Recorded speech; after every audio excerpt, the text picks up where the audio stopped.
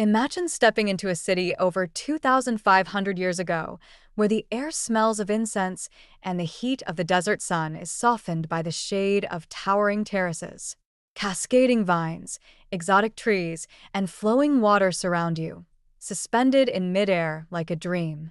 This was the legendary Hanging Gardens of Babylon, one of the seven wonders of the ancient world, yet to this day, no one knows for certain if it ever truly existed. Babylon, once a thriving city on the banks of the Euphrates River in modern-day Iraq, was the heart of the Neo-Babylonian Empire. Under King Nebuchadnezzar II, who reigned from 605 to 562 BCE, it became one of the greatest cities of its time. According to ancient accounts, Nebuchadnezzar built the Hanging Gardens for his queen, Amytas of Media, who missed the green mountains of her homeland. The story goes that to ease her homesickness, the king created a lush paradise in the middle of the arid desert, a garden unlike any the world had ever seen.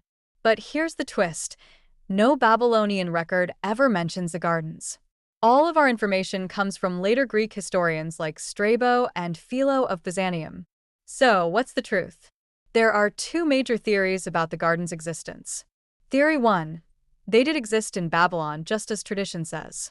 Advocates of this theory believe the lack of local records could be due to the gardens being destroyed early or simply not considered worth documenting in clay tablets.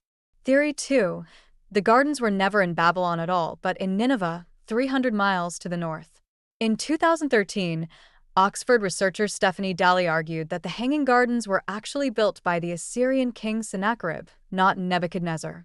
She discovered references to a wonder for all people in Nineveh, including a sophisticated aqueduct system that could have supported such lush vegetation.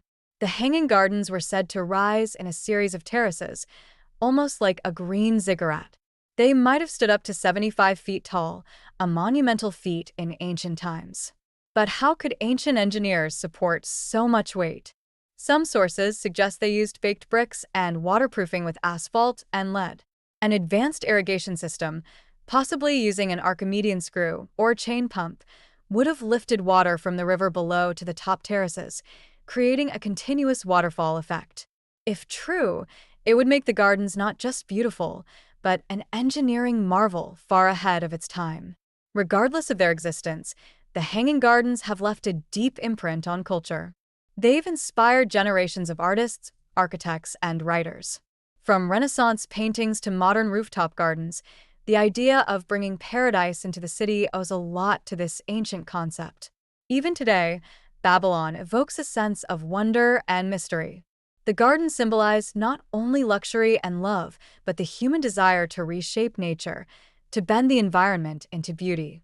So, what do you think? Were the Hanging Gardens a real architectural triumph lost to time, or an ancient fable passed down and embellished through the ages? Let me know in the comments. And if you enjoyed this dive into history, don't forget to like, subscribe, and stay curious.